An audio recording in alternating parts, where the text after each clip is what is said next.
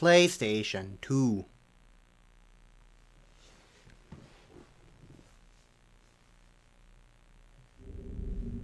Sony Computer Entertainment America presents a game created and developed by The Moon. Insomniac Games.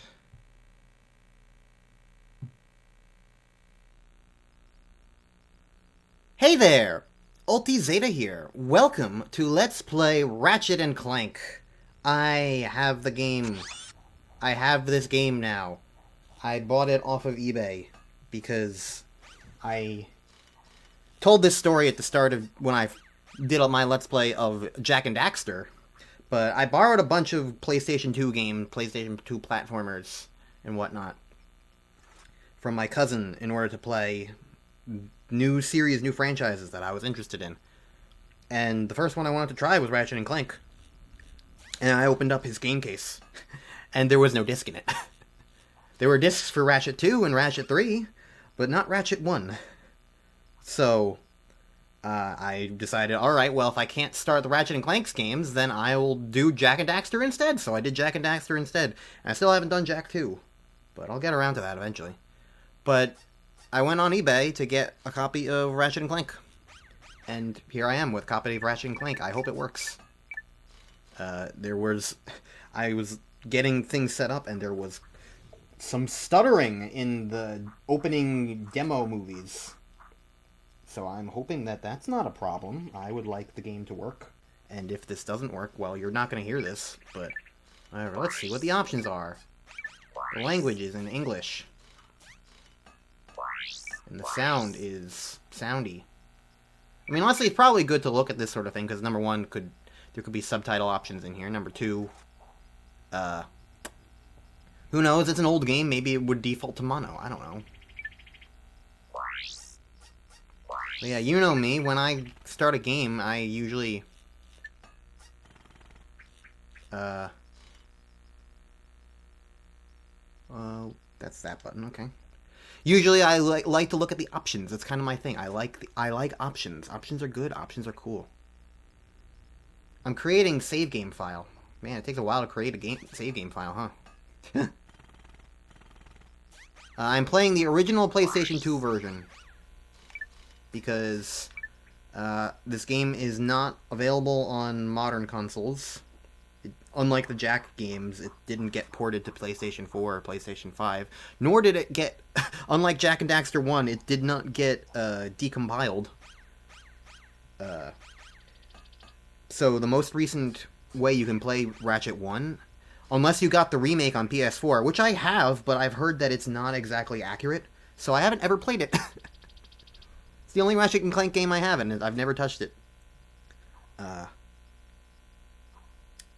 What was I saying? Yeah, the most modern console that Ratchet is on is the PlayStation 3. It's the only PlayStation I don't have access to. I guess technically I don't have a PlayStation 1, but I can play PS1 games on this PS2, so it's like, whatever. Ratchet and Clank. Kaisel Plateau, Planet Belden.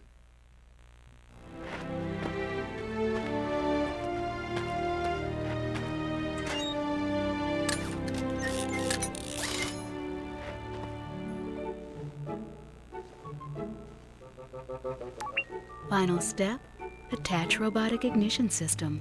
Thank you for using help desk technology. My immediate first thought is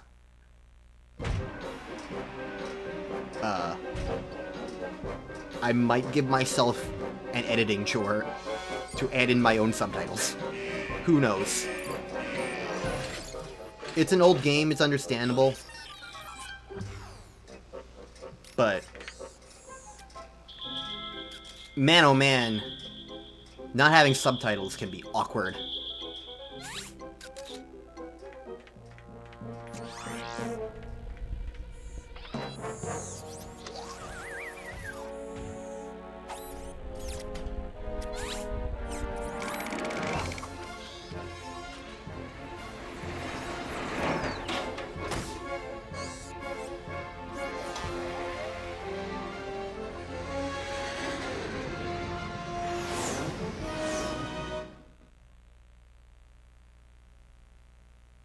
30 minutes later.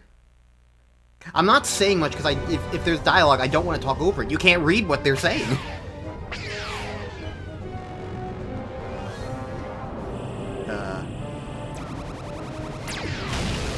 If you don't know, though, I feel like there's one similarity to this game and another game that I played that would clue you in on the fact that it's the same developers. And I'll get into it once this cutscene's over, because now I believe they're about to start talking to each other. Oh, no, it's not a cutscene. I have control. Okay. G. Welcome to the Gadgetron Welcome to help your... desk. Oh, they're talking. We are here to offer you Oh, see, advice this has on subtitles. planetary travels. The help desk is a free service provided by Gadgetron Corporation.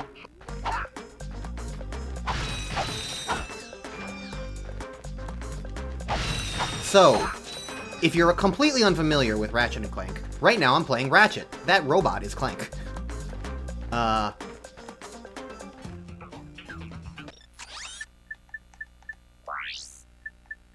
Oh, there is a subtitles option. Okay, cool. Why is it only available now after I've started the game and already seen a cutscene? Whatever, the only dialogue we missed. Well, you know what? Cool, I don't have to do editing problems. Did that save? Yes, it did, okay. Camera. Yeah, this is why I was coming here. I was like, is there a option here? You know? I just realized if this was a modern Nintendo game, none of these options would exist. Okay, so we have a save whenever we want.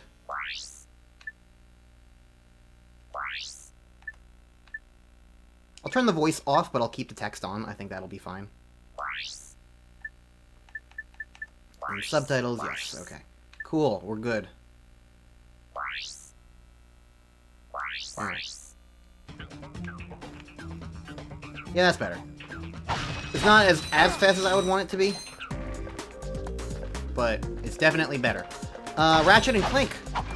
If you aren't unfamiliar, Ratchet and Clank was made by the original developers of Spyro the Dragon. And I love me Spyro. Mainly the first one. Second one's fine, third one's okay, and everything else after that was not made by Insomniac. This was their first game, Ratchet and Clank 1, was their first game after Spyro Year of the Dragon. So, it's kind of interesting to see, to kind of view this in that framework of like, Ratchet came after...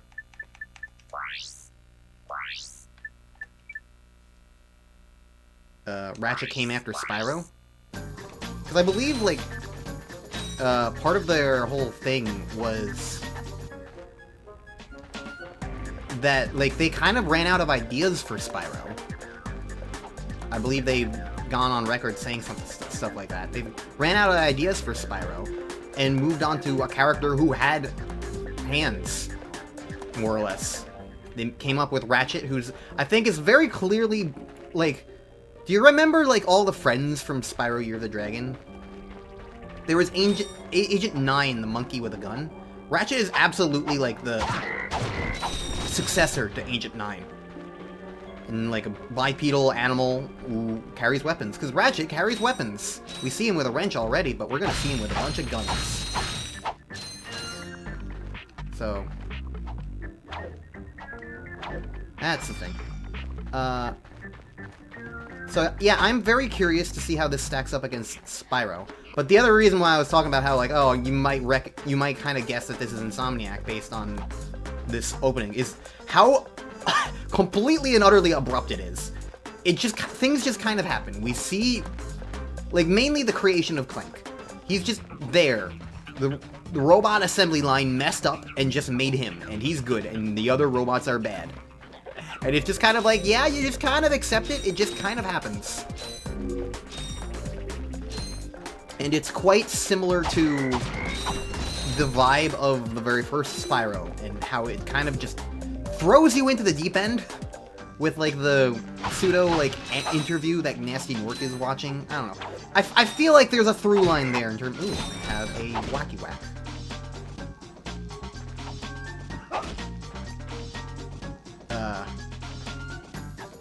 I feel like it makes sense, is my point. I feel like you can look at that and go, yeah, I see how the writing of this game kind of relates to the writing of this game. But yeah, Ratchet and Clank. R1 to crouch and then press... Oh. Okay. See, this is why it's useful to have tutorial things. I've never played this game before. I gotta learn how it works.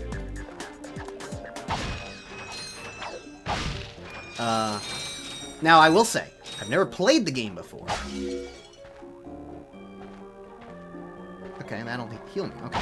I've never played the game before. I have seen the game before. I've seen the entire Ratchet trilogy. I don't really remember most of it. I watched Let's Plays from, I believe, Josh Jepson from the PlayStation 3 trilogy years and years ago. But it does mean that, like, I'm going to have some very passing familiarity with things. I'm not enough to, like, know what's going on most of the time. But, like, I'm aware of, like, some of the basic characters. I'm aware of some of the basic stuff. Like, it's not surprising me that I'm attacking with a wrench. I know that Clank is a good guy. I know that they're gonna do things. I don't know. Like, I'm not, like, confused inherently. I'm just kind of like, yes, I'm aware. Alright, so, interesting thing about that. Does it come back? Is it, like, by default? Camera likes to revert itself when I move it. No. It's... Honestly, I just have a smile on my face. It's fun and cool to just be playing... To be playing this kind of game. I really like... I really like... the vibe of just getting to try new franchises, new games that I have, like, some element of, like, connection to.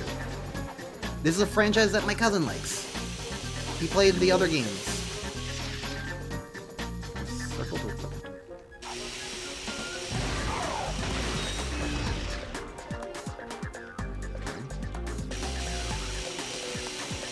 See the cursor on the ground.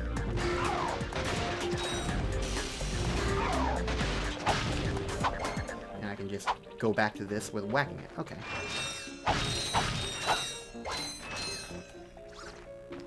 Works for me. But yeah, it's just... There's something neat about getting... Especially because it's like, I don't know, it's... I think there is, like, a sort of vibe of, like... This is a known video game. It's not some random indie game that I've never heard of. This is just... It's existing...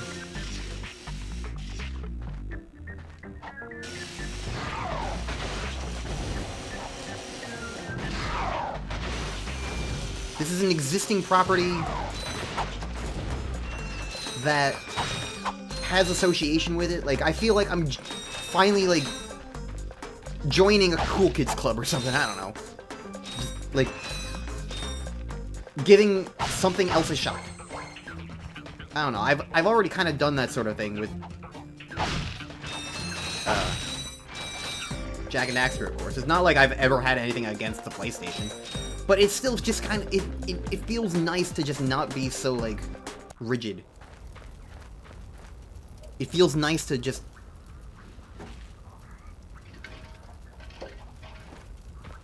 be playing a game that I know... I know what it means, I guess. It feels exciting to me to just...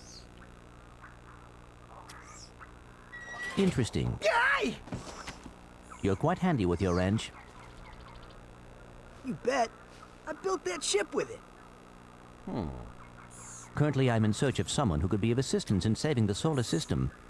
Do you know where I might find that fellow? Well, he's on the radio every week. Other than that, no. Hey, what's with all this save the solar system stuff anyway? Hello, citizens of... My race, the Blog, have a small problem. Our planet has become so polluted, overpopulated, and poisonous that we are no longer able to dwell here. But I, Chairman Drek, have a solution. We are constructing a pristine new world using the choicest planetary components available. So, what does this mean to you, you might ask? Using highly sophisticated technology, which you couldn't possibly understand, we will be extracting a large portion of your planet and adding it to our new one. Unfortunately, this change in mass will cause your planet to spin out of control and drift into the sun, where it will explode into a flaming ball of gas. But, of course, sacrifices must be made. Thank you for your cooperation. Cut! And if you don't like it, you can take your whiny, sniveling, snot-nosed populations, form a line behind me, and kiss my... We're still on? Well, turn it off, you idiot! Why weren't there subtitles for that? The people on those planets are hosed. Well, good luck getting Captain Quark to help you. Actually, you could help me. If you could use your ship to take me to the coordinates contained in this infobot, I might be able to gather further information there. Even if I wanted to, I can't. I'm missing a crucial component of the ship. The robotic ignition system. How did you know that? I, sir, happen to be equipped with the latest in robotic ignition systems. My programming allows me to start any ship I choose. So, I agree to take you to this wherever it is. You missed the Can line you get there, my ship Ratchet. started for me? That is what I'm proposing.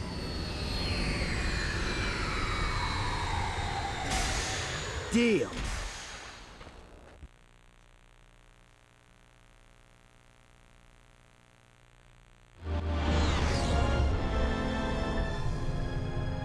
This could be a problem. Take care of it. Why do they not like giving subtitles to Drek? Whoa, this is great! So that's where I've been stuck this whole time. Please return your appendages to the steering mechanism, sir. Huh? Oh, right. Sorry. Oh, and by the way, you can stop calling me sir. The name's Ratchet. Pleased to make your acquaintance, sir. You got a name? My serial number is V54296. Oops. I'll just call you Clank for short. Hang on.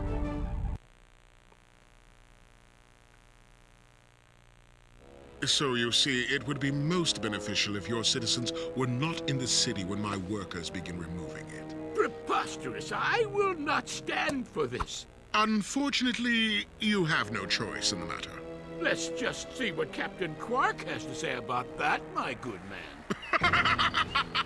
I don't see what's so funny. Captain Quark could dispatch you without even breaking a sweat, you puny... You have now officially worn out your welcome and my patience. This is your last chance. Stop this madness now! Okay, wait. You're right. I will withdraw my troops. Really? No! He's all yours, gentlemen. Try not to leave any marks. I don't understand why they gave me a subtitles option, and it only plays in like 30% of the cutscenes. I see what the difference is. Oh, our ship just completely exploded. Clank? Where are you? Oh, sorry about that.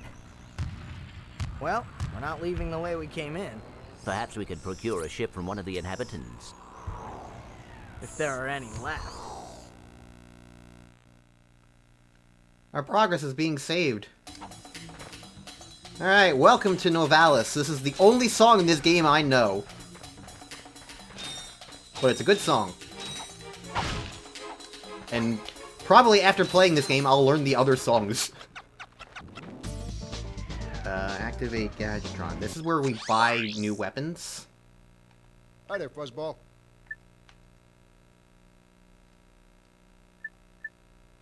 But we can't afford it right now.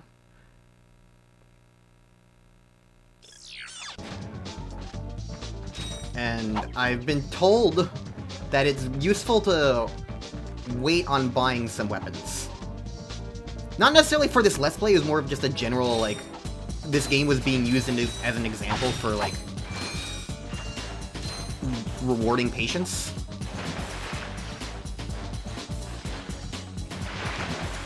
So, it just kind of so happened that, like, oh yeah, I am playing this game pretty soon. So, this is convenient information to have.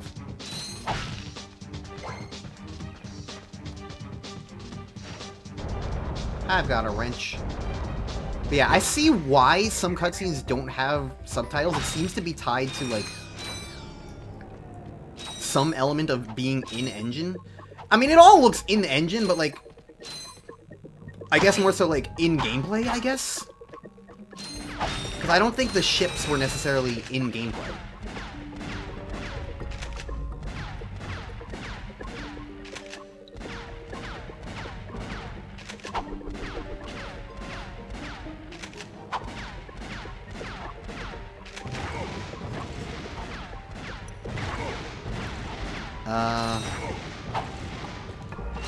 But yeah, I think another thing that interests me about this game is just how it does also give off a kind of vibe of, like, Saturday morning cartoon, which is not a bad thing. And unlike Jak and Daxter, I feel like it's already getting it way more right. Because, like, we have two characters who are... I feel like there's already, like, an intriguing, like, little element of Ratchet. Oh, I can swing. There's an intriguing element of, like, Clank and Ratchet. How do I go up? I don't really know how to swim. But there's an intriguing element of the characters that's already been teased. Like I said, I know the game enough where I'm aware of some things about the characters. And I feel like you can kind of... Me knowing them kind of helps. But, like, I also knew Jak and Daxter, too, as characters. And I've got to say, like, Ratchet and Clank immediately, from the very first time they interact, are just significantly more interesting to me.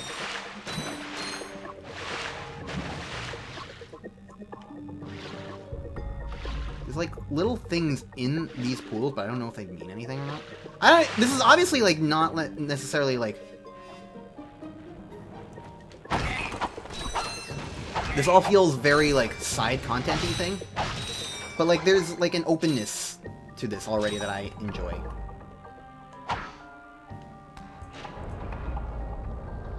I could have gone the very obvious direction, or I went this direction, and this direction is providing me goodies, and so I like that.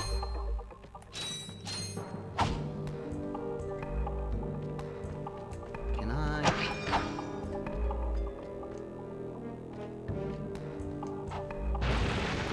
Yes, I can. Oh, hey! This is a gold bolt. I don't immediately remember what this does off the top of my head. I just know that they're collectibles. I don't think they count towards my bolt total, but we'll check back in editing and see. And I guess you could, like, just use the arrow keys to go back, like, 20 seconds and see for yourself if I don't have an immediate answer. Maybe it's in the pause menu or something. Items. Gold bolts. Found 1. Used 0. Remain 1. Well, there's an entire section for it. Some quick select.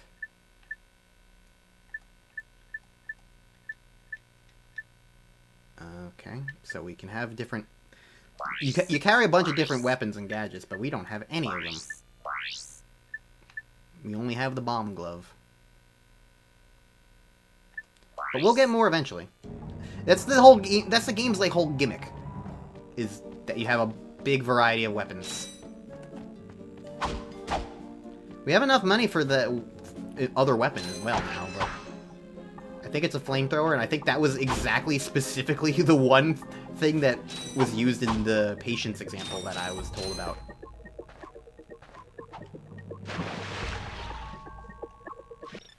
I'm just gonna save.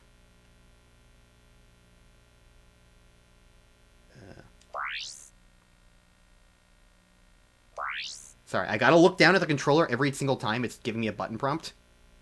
Because... I'm just gonna double check. Yes, you're on.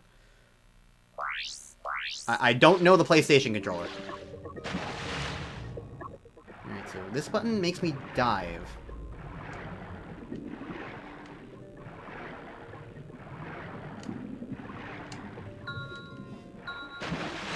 So, basically, one button makes you dive, one button makes you go up. So I've got that now. But yeah. I don't think the gold bolts are, like, required progression or anything. I think they're optional collectibles. But we'll see.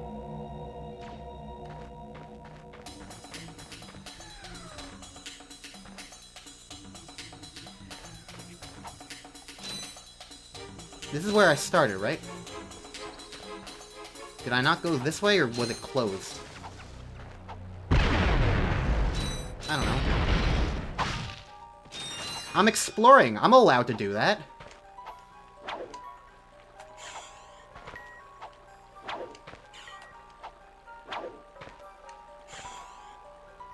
That's the whole point of the game, is to play the game. And I really like that it kind of just immediately lets me do this. There's an obvious way to go, but, like, there's nothing stopping me from just kind of walking around, finding other stuff, and it gives me, like, multiple different pathways and options. This is already more than Metroid Prime 4 lets me do. I'm engaged. That's the cool fun thing. Ah. Okay.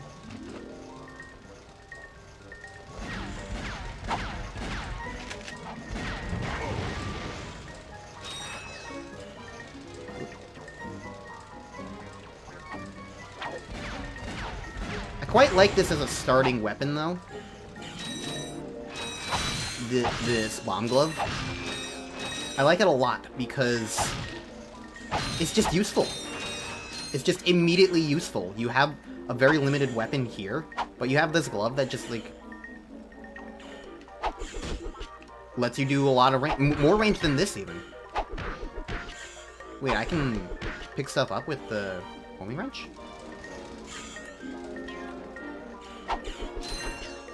Interesting. Okay, that's good to know. That gives the... That does give the wrench throw more viability.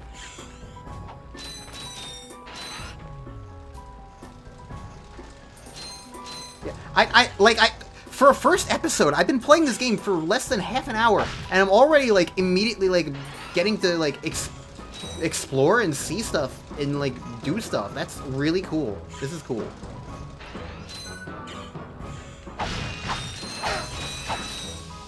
I don't really know what I'm doing, necessarily, but, I mean, I'm exploring, I'm going places, and that's neat in its own right.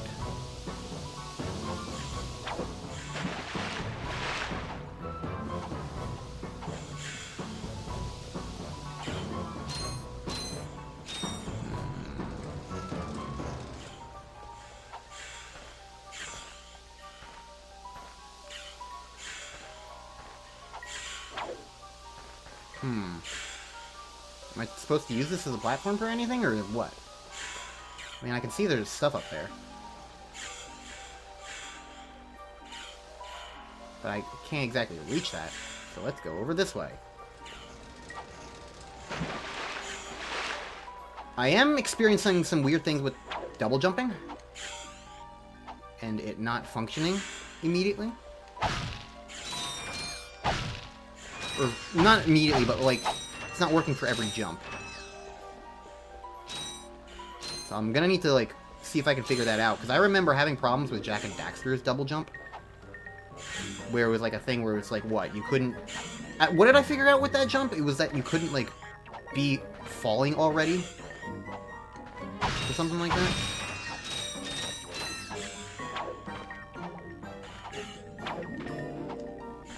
I think it's the same with this one. Yeah, if I'm not already falling, I can double jump. But if I am falling, I can't double jump. Okay, glad to figure that part out immediately. Thank you, Jak and Daxter, for your very important help. It functions the exact same. So, if I want to double jump, I need to do it on the way up. Dad bless blast it! Look, plumber's crack. What did you just say? I said, look, the plumber's back. All right, wise guy. Shouldn't you be on one of them escape transports? Escape transports? Newsflash, giant robots attacking! The escape transports are taking all the rich folks off this god-darn planet. So why aren't you on one? Socioeconomic disparity. What? He hasn't got enough bolts. Working people have to wait for Captain Quark to save us. Well, got anything worth a lot of bolts? I got this thing. Shows two weirdos ditching their ship. It's got coordinates to a desert planet, too. An infobot. Ratchet, we could use that. Buy infobot for 500 bolts. Well, I'm pretty certain we need this to progress, so... Thank you. Here's your money. Go escape. Geronimo! Did he just slide down a sewer pipe? Mayday, mayday! This is the solar ship Radical. We seem to be under attack from the planet's surface. Relax, kid. It looks like some sort of fireworks display. Probably in your honor. Whoa! That was close! Ah! Pipe down, I can't concentrate. But we've been hit! An unexpected detour. When we land, I'll see if I can scare up an exhibition for you. We're not gonna live that long! Kid, let's M-screen! Eject! Eject! Did you see that guy on the left? That was Skid McMarks. Does he know Captain Quark? I doubt it. He's a pro hoverboarder, always going off about how cool he is. Looks like he's in trouble. I'll say. I've never seen him look so freaked out. So... We now... Interesting. This was entirely a way to go. That's pretty neat. I'm just exploring and I found like a very important thing. That's cool. This was absolutely just a way to go. Because that basically gave us access to a new level. At least, you know, once we have a ship. So, that's pretty cool. Yeah, I like the writing of this game. From what I remember seeing of it. Like, it's well performed. It feels more cartoony than some other games that try to emulate this sort of thing. It's still not, like, perfect per se, but, like, I feel like they really, like, they have a style and it works. And I feel like the two characters, especially after that cutscene, you can kind of see, like, what Ratchet and Clank, their two, like, general personalities are like. And I feel like they work well off of each other. They're both kind of the straight man to wacky characters that you meet, but then also Ratchet is a little more, like, cool, and Clank is the know-it-all. Anyways, I guess we're going down the sewer pipe. I'm, like, thinking, like, oh, was this a good time to end the episode? But, like, it's still only been 30 minutes. There's still plenty more I can do.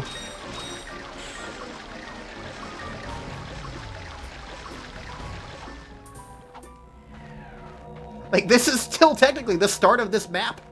Right here. Right now. Oh. Let's see what the hell is actually going on in Novalis.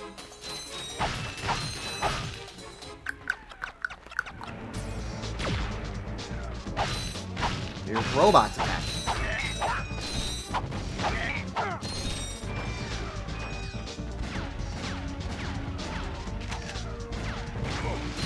I really gotta say, I immediately like this level design. Just because, like, there's so much that, like, this is the first real level, you know? And it's, like, immediately showing off what it can do with its levels. Like, if you explore, there's stuff to find, and that's just really cool.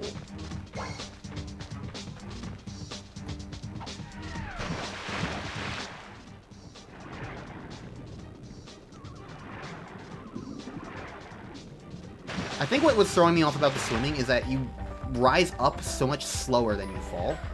So when I was initially pressing the rise button, it felt like I was, like,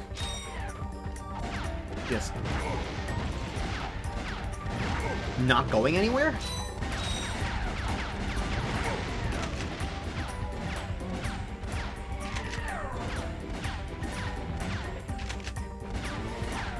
that's interesting. There's a lock-on component too. Like, you can see how, like, the cursor's normally just following my movement, but then the moment that an enemy shows up, it immediately locks on. For something that's like this, where you really only want to be using it on enemies, I don't think that's necessarily going to be a problem. But I'm also immediately thinking of Pikmin 4 and the lock-on problems there, so I'm going to hope that the lock-on here works as intended and isn't a problem. But also, there's like so many other weapons that I'm like, it's probably not going to be that big of a deal. And also, like, unlike Pikmin, where it's lock-on to literally everything, this seems to be locking on to enemies, and what are you gonna really want to do with enemies other than hit them with your weapons, you know? So... It's like...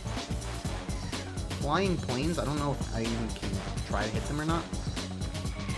For all I know, there's like a skill point thing. I don't know, skill points were introduced in Spyro, and there's still a thing in here. I think this is like... Spyro 3 had them like in a book.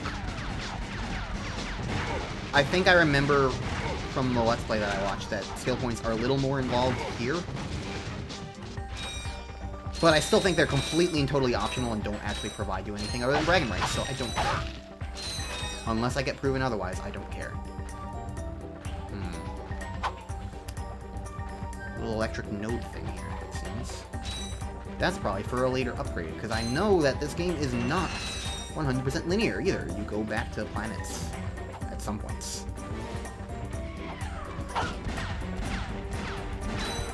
I just immediately love the...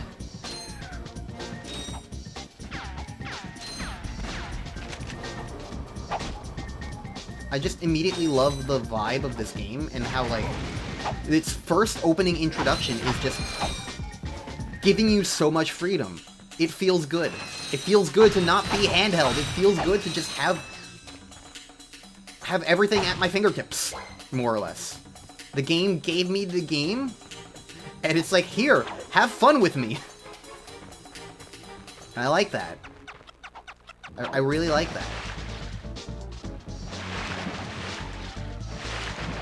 Grab the ledge.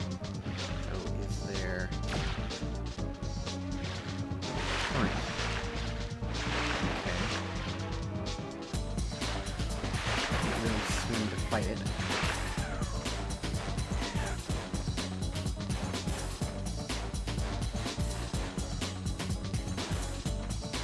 Let's see if I can make it into that river. Well, it's also kind of going in this direction, so I probably can't.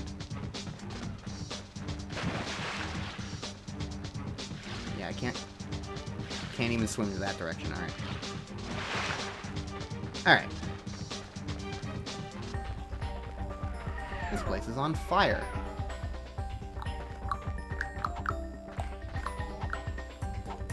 Also, I'm very glad that the game's actually working. Because, like I said, like, the opening demo was, like, just lagging so... It was, like, stuttering on, like, loading everything, and I guess that's just the opening. Something about the demo doesn't work? I don't know. Maybe it's later planets. I hope it's not later planets. But for right now, the game is functioning. And that's good, because sometimes when it comes to, you know, eBay, you never really know what you're gonna get. I remember when I was trying to get Pokemon Emerald. The first cartridge I got for that just was so busted, it didn't even fit in a Game Boy Advance slot. Like, I don't even know if the game worked or not, but I literally you couldn't fit it in the console. I had to return it, which thankfully that person did accept returns, and I bought a different copy, and that copy was Malachi's. So, it was well worth it in the end.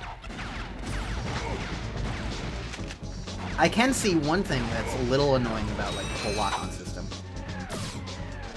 For example, those two enemies right there, I probably could have gotten them all done with one bomb, but because I couldn't aim the bomb in between them, I had to use 2 ammo, so I can see that as a situation where, like, yeah, the lock-on isn't perfect. But they're also giving me so much ammo that it doesn't really matter that I had to use 2. I don't know. Okay, I can't turn the camera to really see the other direction. It looked kind of like there's maybe something that way, but I can't fight the current. So I think I'm gonna need like a later upgrade, because I know Clank gets upgrades. I remember seeing it. I could be remembering a later game, but I remember him having like a sort of double jump functionality with like a hover. I remember him having like a jetpack functionality. Basically, think of him like Kazoo. I don't know. He's a little robot helper. He'll help me. Right now, he's not helping me. But he'll help me. Don't worry. He's not Daxter. He'll help me. God, that... I am looking forward to playing the next Jack game, eventually. I will be playing it. I know I've heard rough things about it, but I will be playing it. I have it. There's no reason for me not to. I'm going backwards. But... I really gotta say, Jack and Daxter was fine, but certain things about it did not leave a great impression, and Daxter is one of them. I want to like him, but man, oh man, does he not leave a great impression. He's just a dick, and he provides no mechanical benefit.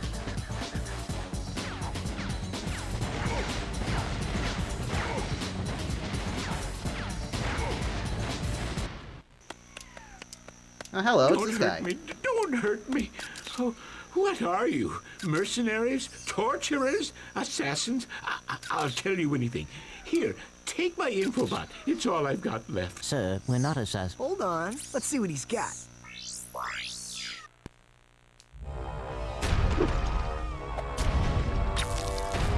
It's Captain Quark. Has this ever happened to you? Hi, I'm Captain Quark, and believe me, there's nothing worse than staring down a Blargian snagglebeast from the inside and knowing your equipment isn't functioning properly. That's why I come to Al's Robo Shack for all my electronic needs. Al has been the exclusive repair shop for my super electro gadgets since I was knee-high to a sand mouse. If Al can't fix it, it's not broke. Right, Al? You said it, pal. So if you're fighting crime, or just fighting grime, come to Al's Robo Shack in Metropolis for all your robotic repairs. Al's Robo Shack, it's Quarktastic! Do you know what this means? Yeah, Captain Quark is really sold out. No, it means Captain Quark is on Metropolis. We could tell him about this invasion. If we had a ship. What?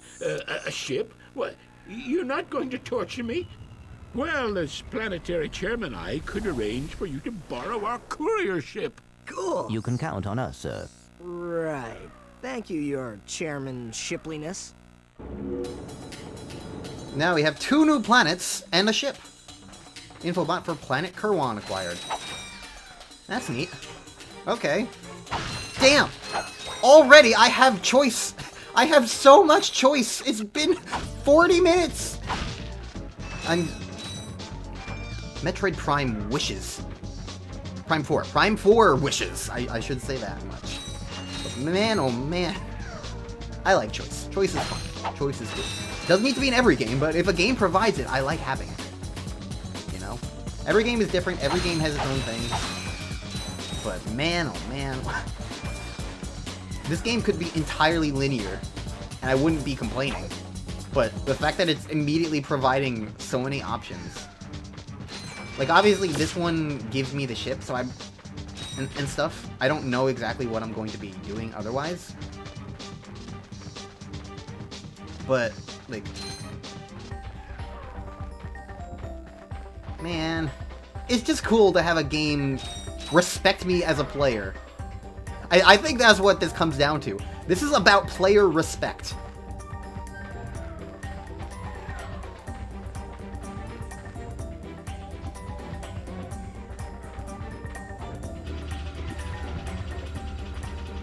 I came here. I did everything I need to.